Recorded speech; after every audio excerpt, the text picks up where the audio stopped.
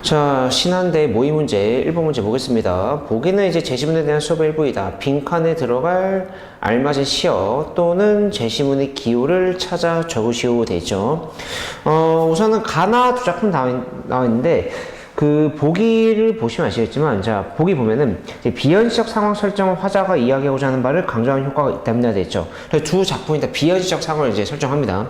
그래서 가는 이제 불가능한 상황을 조건을 내세워 누구의 죽음을 막고자 하는 마음을 드러내세요 되죠. 그렇죠? 그래서 이 가 이제 1번 같은 경우는 이제 답이 뭐냐, 어머님이에요. 왜냐면은 가시를 해석을 보면은 불가능한 상황 설정 어떻게 되냐면은 나무 조각으로 이제 닭을 만들었다는 얘기입니다. 그 닭을 만들어서 그 이제 사면 보시면은 그 닭이 꽃기호 울며 시간을 알릴 때 그만큼보다 어머님 얼굴이 비로소 지는 해와 같다는 얘기예요. 그리고 지는 해가 뭐죠? 하강적 이미지니까 이제 소멸의 이미지랑 많이 쓰이거든요. 그러니까 어머니가 보다 나무로 만든 닭이 꽃기호하고 울어야지 우리 어머니 어떻게? 그때 이제 임종하실 거다 이 얘기예요. 그러니까 이게 불가능한 상황 설정이죠. 그럼 결국에 뭐야? 우리 어머니는 보다 돌아가시지 않을 거다. 평생 나랑 같이 계실 거다. 이 염원을 드러낸 겁니다. 그래서 1번의 답은 어머니예요. 그 다음에 계속 읽어보면은 반면 나의 터무니없는 말은 이미 나의 말에 휘둘리지 않기를 바라는 남의 말에 휘둘리지 않기를 바라는 화자의 소망을 강조하지요. 나의 무엇을 돼 있죠. 그렇죠? 화자에 대한 험담으로 본다면 화자가 이미 자신이 믿어주길 바라는 것으로 해석할 수도 있다 없다? 있다는 얘기입니다. 그렇죠? 그래서 그 나시 보면은 자, 우선 나시를 보고 이제 2번에 답을 볼 건데, 자, 대천바다 한가운데 이제 중침, 쇠침 빠지겄다 됐죠. 뭐 중침, 쇠침 뭐냐면 바늘을 말해요. 바늘 침자입니다. 근데 연암은 사공놈이 끝 무딘 상아떼를 끝끝이 둘러매어 일시에 소리치고 귀깨움 내란 말이 있어이다 됐죠. 그러니까 이제 뭐냐, 여기서 귀는 바늘귀를 말한 거예요. 그러니까 요약하면은 바다에 떨어진 바늘을 사공들이 주었다라는 말이 있다는 얘기예요. 불가능한 얘기죠. 그렇죠? 그래서 계속 읽어보면은 이마 온 놈이 온 말을 하여도 이미 짐작하셔보다 어떤 놈들이 어떤 말을 하여도 임께서 어떻게 사리 판별을 잘 하셔서 그게 옳은 말인지 틀린 말인지 잘 생각하세요 이런 얘기예요. 알겠죠? 그래서 2번에 그런 정답이 뭐죠? 이를 화자에 대한 험담을 본다면 뭐죠? 온 말입니다. 온 말. 그냥 말이라고 하면 안 돼요.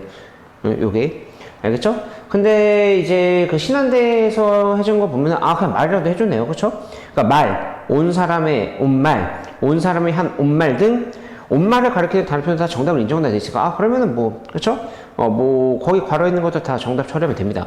그쵸? 그리고 이제 보기를 계속 보면은 지난 시간에 배운 고려 속의 정석가에도 비현실적 상황 설정이 나와 있는데 그 효과가 제시문 가와 나중 어느 것과 비슷할까요? 돼 있죠? 그래서 기억이 나지 않으실 선생님이 1번 다시 읽어줄게 해가지고 뭐 정석가는 여러분들 EBS에 없어요. EBS에 교재 없는 작품인데 뭐 여러분들이 이 지문 1번만 봐도 이해할 수 있게 이제 제시를 해준 겁니다. 그 출제자들이. 그래서 보면은 사각사각 가는 모래벼랑에 구운 밤 닷대를 씹는데요. 그래서 그 밤이 싹이 나면 유독하신 인과 여의 헤어지겠다는 얘기예요. 이거 불가능한 상황이죠. 구운 밤이에요. 그것도 어떻게 모래에 씹는 건데 모래에서 그 구운 밤에서 싹이 나겠어요? 절대 날 수가 없죠. 근데 이런 불가능한 상황 설정이 일어나면은 어떻게 한다? 당신과 헤어지겠다는 얘기입니다. 그럼 이 구성이 가하고 나중에 뭐랑 더 비슷하죠? 가랑 더 비슷하죠. 그렇죠? 가 같은 경우도 보다 나무로 된 닭을 만들어서 우리 사랑하는 님과 헤어지면 우리 어머니 그때 이제 임종하실 것이다 이런 얘기니까. 그럼 절대 임종하지 않을 거란 얘기죠. 희망을 나타낸 거죠. 그렇죠? 그래서 가랑 더 가까운 거예요. 알겠죠? 그래서 1번 문제 여기서 마무리하도록 하겠습니다.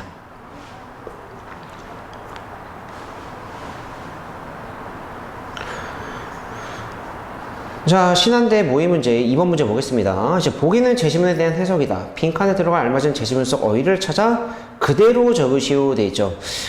이 작품은 이제 그 채만식의 이제 명인한 작품이죠. 뭐 내용은 어렵지 않아요. 뭐냐면은 여기서 그 서술자가 잠시만요. 범수죠. 그렇죠? 이 작품에서 뭐 내용이 뭐냐면은 배경은 이제 일제강점기를 배경을 하는 거고,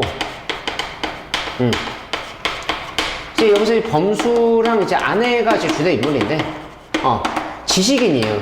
일제강점기 때 지식인이니까 뭐 대학교까지 나온 사람이고, 여기서 아내는 지식인까지는 아닌데 그 고등교육을 받았어요.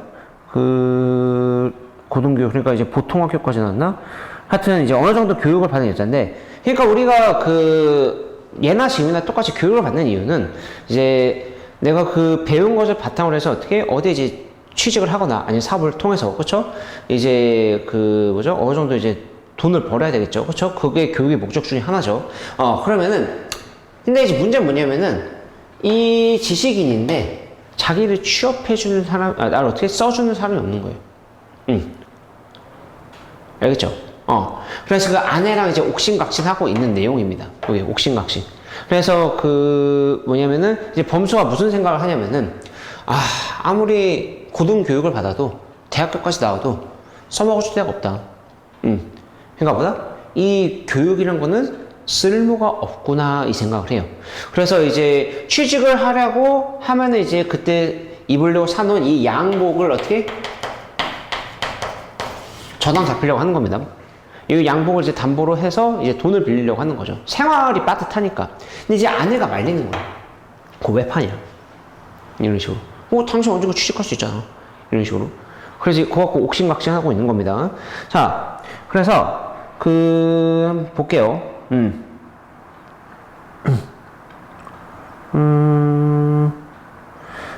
이제 보기를 보면은, 자, 일제가 이제 식민지 체제 일환으로 도입한 근대적 교육제도 하에서 고등교육까지 받은 사람은 체제를 유지하는 데 기여하는 경우가 아니라면 일자리를 기다리기 그렇게 어렵다는 얘기입니다.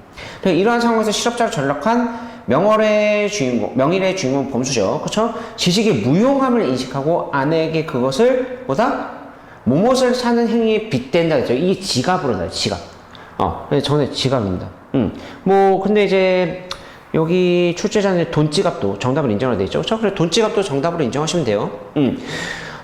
자신이 가진 지식으로는 돈을 벌어들일 기회조차 얻을 수 없으니 자신이 사들인 무엇은 무용하다? 양복이에요. 그냥 쓸데없이 걸려있다는 얘기죠. 그리고 2번 답은 양복입니다. 그래서 아내에게 지식은 쓸모없다고 설명하는 것이다 돼 있죠. 그래서 뭐냐면은 1번은 지갑이죠. 그쵸? 지갑은 무용하다며. 그쵸? 같은 1번이었네요. 제가 잘못 읽었네. 자신이 사는 지갑 무용하다며. 그쵸? 그래서 2번의 답을 미리 알려주네. 양복이에요. 그쵸? 아내에게 지식은 쓸모없다고 설명한 것인데, 이러한 주인공의 모습은 끼니를 걸으면서도 양복을 팔지 않으려고 하는 모습과 어떻게? 중첩되면서 인물을 더욱 어떻게? 풍자적으로 묘사하는 데 기여한다. 돼 있죠. 그쵸? 그래서 거기 지문을 볼까요? 지문?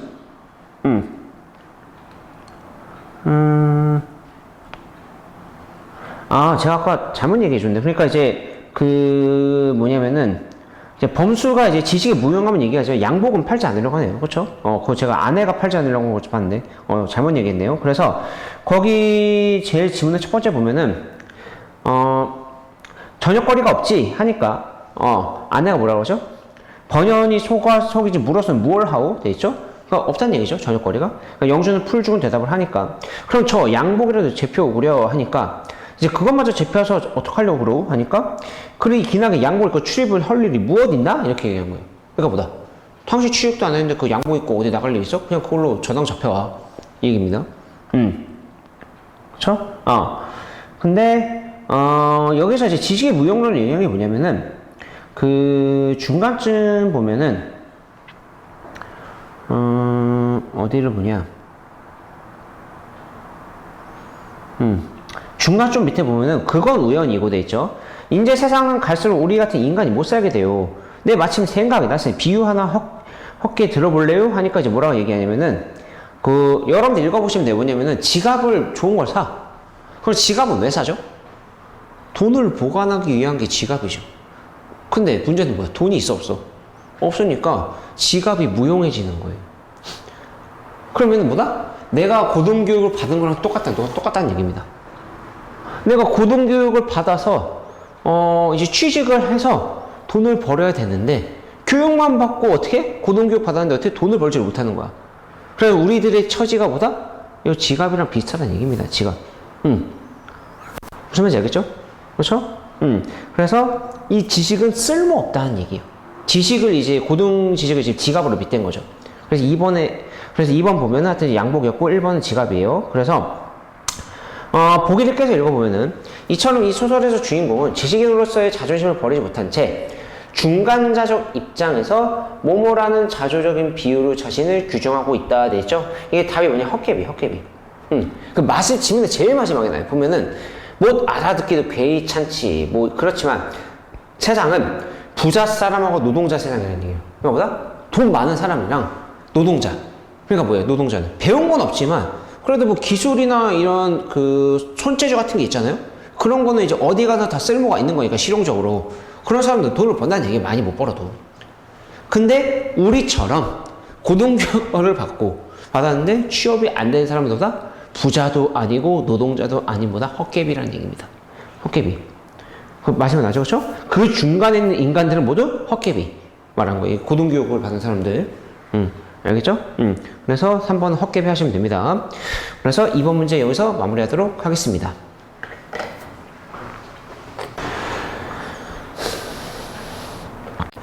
신한대 모의 문제 3번 문제 보겠습니다. 보기는 아리스토텔레스, 데카르트, 뉴턴의 공간과는 비교 정리가 작성된 것이다. 1에서 4에 들어갈 가장 적절한 말을 제시문에 찾아 그대로 쓰시오 돼 있죠. 그러면은 뭐 1, 2, 3, 4번의 답이 뭐 이제 물체 운동과 공간적 성격 나와 있으니까 아무래도 그 뭐 지문을 이제 아신다면 아리스토텔레스에 대한 설명 먼저 나오죠. 그러면은 1, 2번을 먼저 풀려고 하는 게 아니라 3번 먼저 푸시는 게 좋아요. 3번, 그쵸? 3번이 이제 아리스토텔레스의 공간의 성격을 묻고 있는 거죠. 그쵸? 그래서 3번 보시면은 공간은 무모함 돼 있는데 3번에 이게 답이 뭐죠? 보면은 첫 번째 문단에 나오는데 그 첫 번째 문단 이게 그리고 좀 특이한 게 맞아. 원래 EBS 지문에는 문단이 구분이 돼 있거든요. 근데 왜 이렇게 했는지 모르겠는데 문단 구분 안 해놨죠, 지문이. 그렇죠? 신한대에서 그 문제를 내준 게 지금 그래서 찾기가 좀 힘들 거예요. 그래서 그 어디를 보시냐면은 제일 위에서라고 봐야 되겠죠? 그래서 하나, 둘, 셋, 넷, 다, 여, 7번째 줄? 7번째 줄 보시면은 아리스토텔레스는 보이죠? 그래서 이러한 공간관에 따라 현실의 세계를 처음부터 완전한 형태로 있으며 한정된 양의 물질은 존재보다 유한한 것이라고 합니다. 그래서 유한의 공간으로 봐요. 유한의 공간.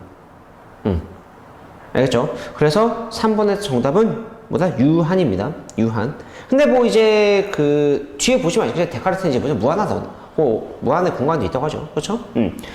그리고 이제 4번을 먼저 보는 거 있겠죠? 1, 2번이 이제 뉴턴에 대한 설명이니까. 그래서 4번 보시면은 이게 방금 제가 말씀드린 이제 공간보다 아리스토텔레스랑 달리 데카르트는 무한하다고 봅니다. 그래서 4번이 무한이에요. 그게 그 어디 보냐면은 지문의 중간쯤에 있어요. 중간쯤에 그 찾기 되게 힘들겠지만 또한 데카르트는 공간은 무한히 펼쳐져 있으며 우주 또한 어떻게 무한하다고 보았다 돼 있죠. 그렇죠? 그리고 유무한의 차이입니다. 아리스토텔레스랑 그거 잘 봐두세요. 그래서 4번의 정답은 무한이고 자 이제 1, 2번이 이제 뉴턴이죠. 물체 운동입니다. 물체 운동과 관련해가지고 그래서 정의하는 게 있는데 그 뭐냐면은 거기 1, 2번에 이제 보시면 1과 2라는 개념 안에서 물체 운동을 설명한다 돼 있죠. 그러니까 어떤 개념을 활용해서 물체 운동을 설명하느냐 그것만 찾으면 되는 거예요. 이 1, 2번은 그렇죠? 그러면은 그 개념이라는 용어가 어디 나오냐면 중간에서 좀 내려가면은 중간 좀 밑에 있어요. 보면은 뉴턴은 이러한 생각을 바탕으로 돼 있죠. 절대 공간과 절대 시간이라는 개념을 제시했다 돼 있죠. 그렇죠? 그래서 이 절대 공간, 절대 시간이라는 용어를 바탕으로 해서 물체 운동을 설명하면서 쭉 그 내용이 나와요. 알겠죠? 그래서 1, 2번의 답은 절대 공간, 절대 시간입니다. 이렇게 보시면 됩니다. 알겠죠? 그래서 3번 문제 여기서 마무리하도록 하겠습니다.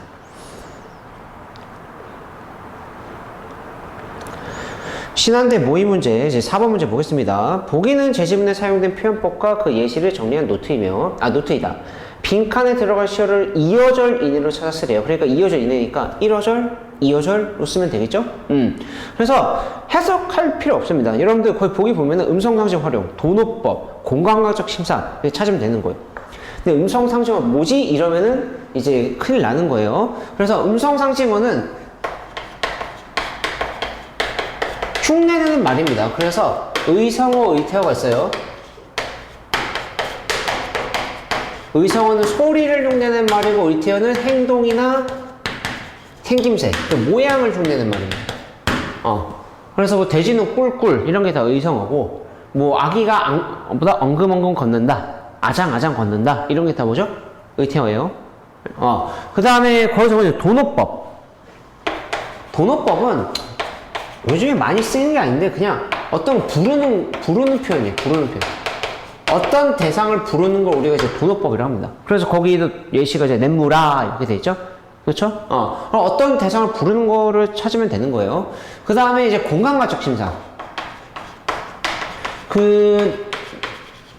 약수령 준수 준비하실 때는 이 공감가적 심상은 나오는 작품들이 꽤 있어요. EBS에. 그거 잘 체크해 두셔야 됩니다. 뭐 추리서정이라는 시에도 거기 나와 있고 김강준 시에. 그래서 공감각적 심상은 감각의 전이라 그래요. 다른 말로 뭐 시험에서 이런 용어로 나올 수 있습니다. 감각의 전이를 해가지고 하나의 심상을 어떻게 다른 심상으로 바꿔서 표현하는 거예요. 다른 심상으로 바꿔서 표현하는 거예요. 그래서 뭐 여러분들이 그 이제 중학교 때나 뭐 고등학교 1, 2학년 때 이제 많이 봤을 거예요. 뭐냐면 이제 푸른 종소리 이런 거. 푸른 종소리 이런 거 보면은 종소리는 우리 청각적인 대상으로 파악할 수 있는 거죠. 그렇죠? 근데 푸른은 시각이죠. 그렇죠? 푸른 종소리 하니까 그 독자들로 하여금 어떤 착각을 불러일으키느냐, 저 종소리를 마치 눈으로 보는 듯한, 종소리가 푸른빛을 띠면서 퍼지는 듯한 그런 착각을 불러일으키는 거예요. 이런 문학적 효과를 주는 겁니다. 이런 게 우리가 공감가적 심상이라고 하는 거예요. 알겠죠? 그래서 청각으로 파악해야 될 거를 시각적인 걸로 바꿔서 표현했죠. 이런 게 공감가적 심상입니다. 그래서 모르면 안 돼요. 표현법은 시문학에서 뭐 현대시든 고전시든. 그러면은 1번은 뭐죠? 차르르 차르르예요. 차르르 차르르. 뭐 나와 있습니다. 그거 잘 보면은 네 번째 줄 있죠. 그 다음에 동요법 뭐죠? 냇물아랑 또 보면은 부르는 거 찾으면 미루나무야 찾으면 되는 거고. 2번에 답은 미루나무야고. 자, 공감각적 심상이 달콤한 바람. 왜 달콤한 바람이 공감각적 심상인지 알겠죠? 우리가 바람은 피부로 느낄 수 있어요. 바람은 눈으로 볼 수 있는 게 아닙니다. 그렇죠? 그래서 촉각적으로 파악할 수 있는 바람을 어떻게? 달콤하다는 후각적인 걸로 바꿔서 표현했죠. 그다음에 또 하나 뭐가 있죠? 풍금소리 쌓이고예요. 풍금소리 쌓이고. 이거.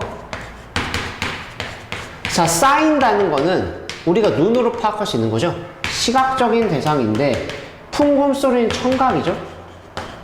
바꿔서 표현한 거죠. 그렇죠? 시각에 청각합니다. 그래서 풍금소리 쌓이고 이렇게 쓰시면 되는 겁니다. 그래서 표현법 같은 경우는 잘 준비해 두셔야 돼요. 알겠죠? 그래서 4번 문제 여기서 마무리하도록 하겠습니다.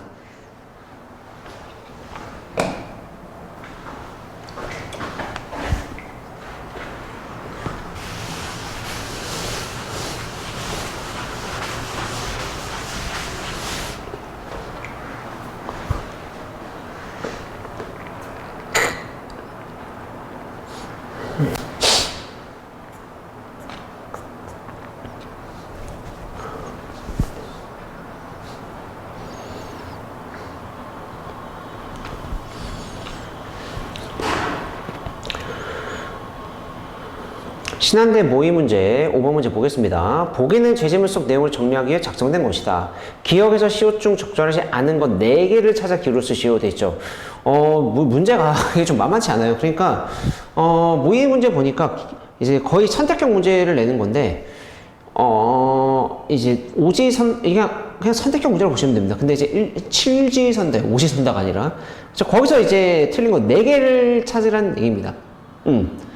그쵸? 이게 뭐 쉬운 거 같죠? 그쵸? 근데 왜 틀렸는지, 뭐가 틀렸는지 잘 알아야 돼요. 그러니까 내용 파악이 잘 안 되면 못 풉니다. 못 풀어요.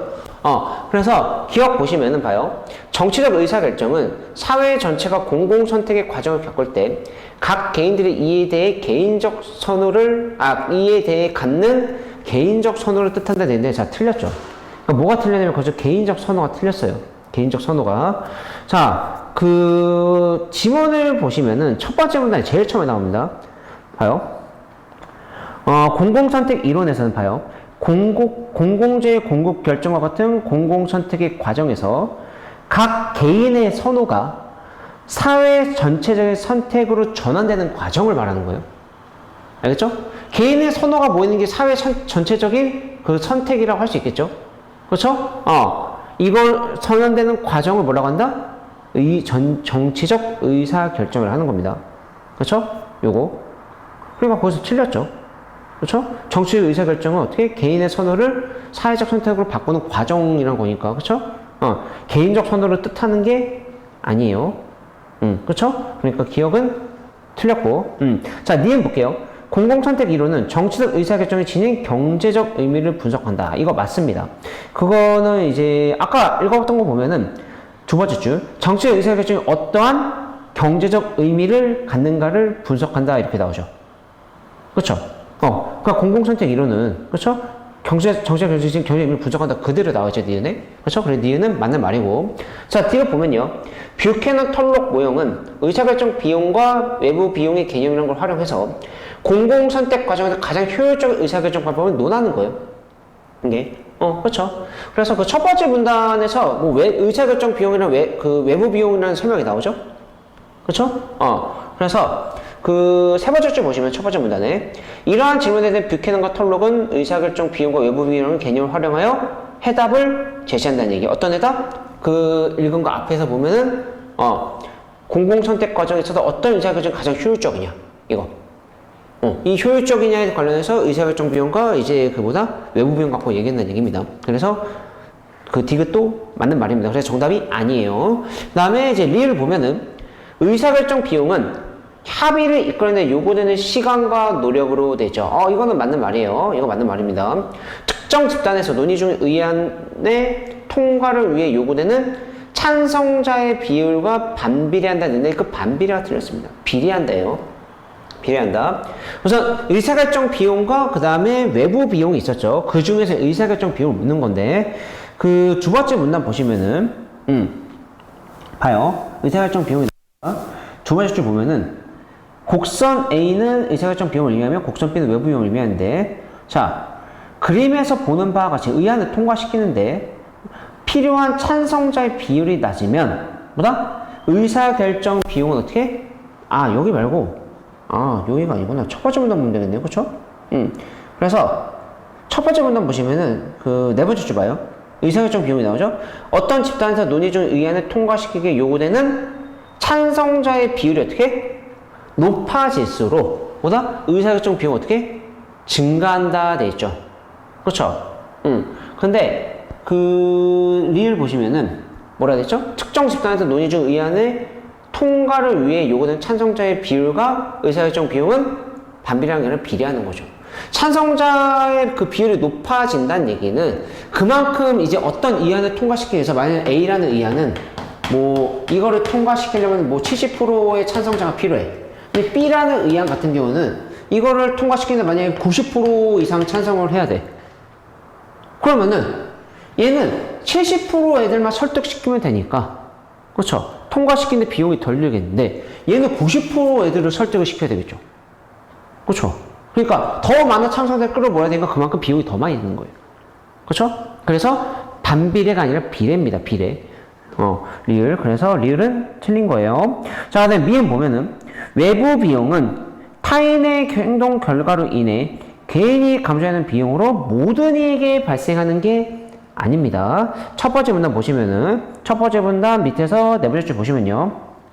외부 비용이란 다른 사람의 행동 결과로 인해 개인이 감수하는 비용으로 어떤 의안이 통과됐을 때 이로 인해 자신이 손해를 본다고 느낀 사람이 발생하는 거예요. 모든 이익이 발생한 게 아니라. 그렇죠? 그러니까 만약에 이게 통과가 됐어. A 의안이 통과됐으면은 70% 이상이 찬성했다는 얘기는 그 반대가 뭐죠?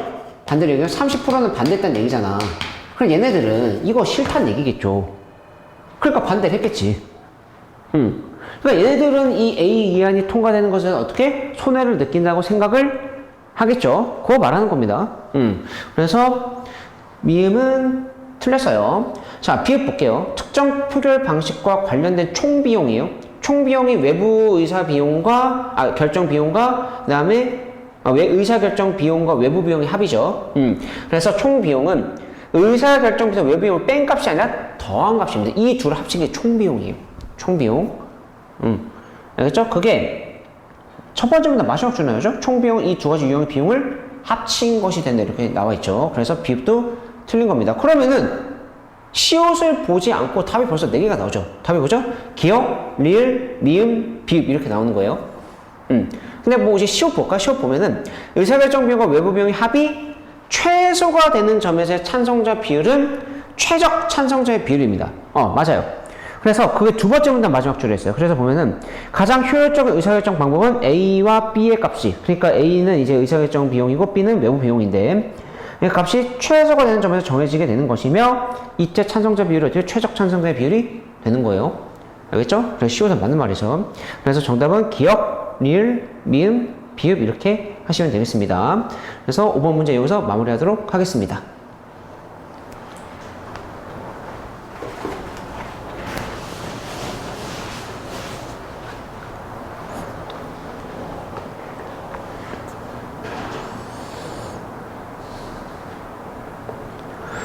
신한대 모의 문제 6번 문제 보겠습니다. 보기는 무제한적 노동 공급과 노동조합에 대해 설명한 글이다.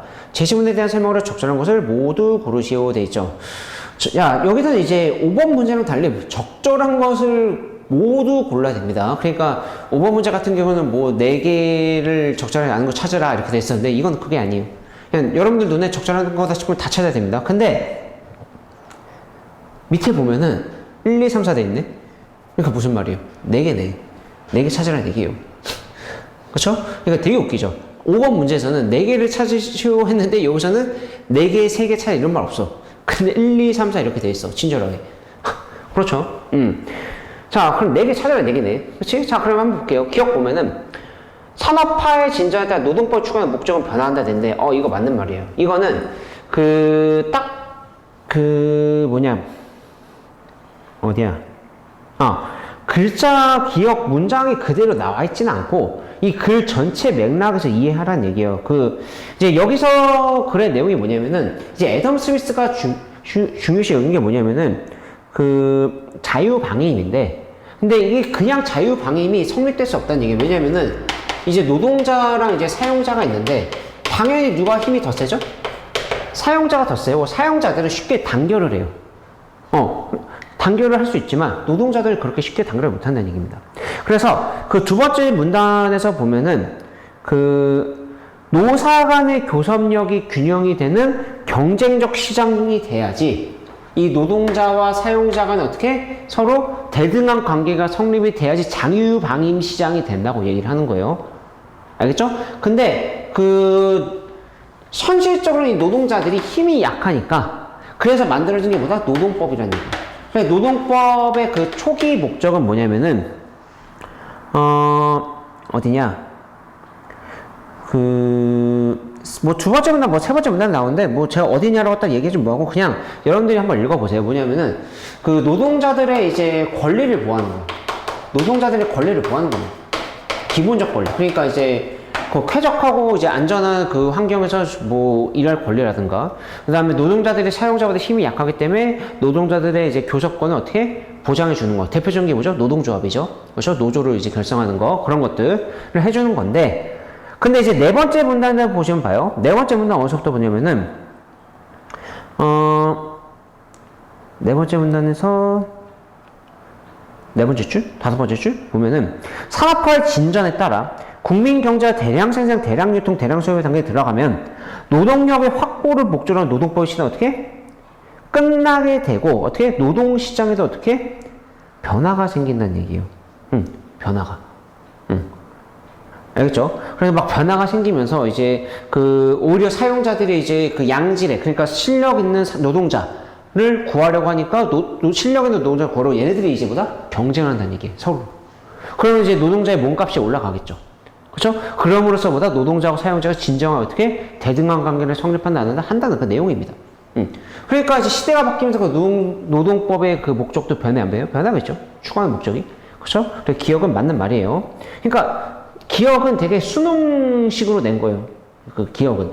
그냥 보통 이제 약수능 문제 같은 경우는 이제 지문에서 글자 그대로 거의 찾아서 쓰는 게 거의 대부분인데 이 6번의 기억만 넣고 보면은 약간 수능식으로 낸 거죠. 그쵸?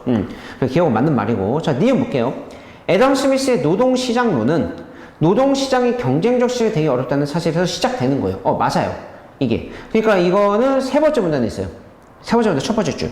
애덤 스미스의 노동시장론은 노동시장이 경쟁적 시장이 되게 어렵다는 사실에 대한 인식에서 출발하는 겁니다. 제가 아까 말씀드린 것처럼 저거. 그 다음에 디귿 보면은 애덤 스미스는 경쟁적 시장 조건의 성립을 전제로 능동적이고 적극적인 자유방임을 주장해요. 맞아요. 이건 두 번째 문단. 두 번째 문단에서 밑에서 네 번째 줄에 있어요. 봐요. 독점을 줄이고 노사 간 교섭력을 균등하게 하여 경쟁적 시장 조건, 즉 자유방임 정책에 성공할 수 있는 조건을 만들 것을 강조했다는 얘기입니다. 애덤 스미스는 이러한 조건의 성립을 전제로 능동적이고 적극적인 자유방임을 주장했다. 이런 식으로. 그러니까 서로 대등한 관계가 돼야지, 그렇죠? 대등한 관계가 되는 경쟁의 시장 조건이 돼야지 자유방임을 해야 된다 이렇게 얘기한 거예요. 그냥 애덤 스미스가 그냥 자유방임해 이렇게 그냥 뭐 막무가내 식으로 얘기한 게 아니라. 그래서 이것도 맞는 말입니다. 자, 리을 볼게요. 경기 상승으로 인해 노동력이 부족한 시기에는 노사 간 교섭력의 대등성이 해결되는 게, 대등성이 해결되는 게 아니라 비대칭성이 해결되는 거죠. 그러니까 이제 노동력이 부족하다는 얘기는 그 노동자의 몸값이 올라가는 거니까, 그렇죠? 노동자의 권력이 그 교섭력이 어느 정도 더 강해지는 거죠. 그렇죠? 그러니까 비대등성이 이제 해결이 되는 겁니다.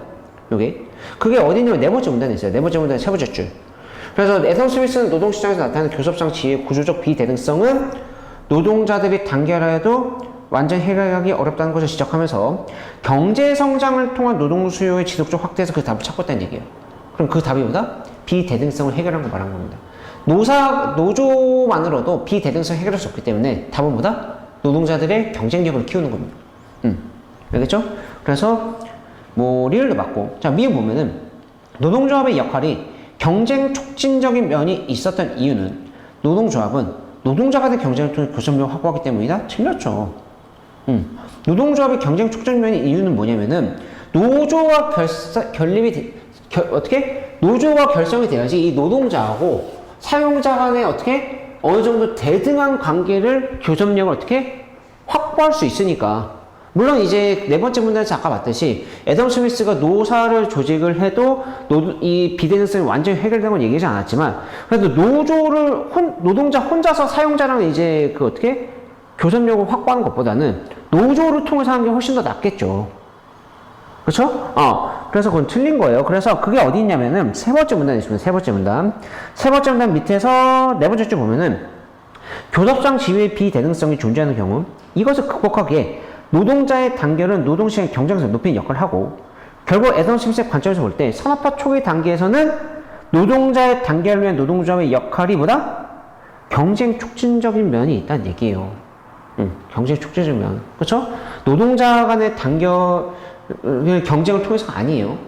그래서 단결을 하게 만들어서 어떻게 사용자 간의 경쟁을 촉진시킨다는 얘기입니다. 노동자하고 사용자 간에.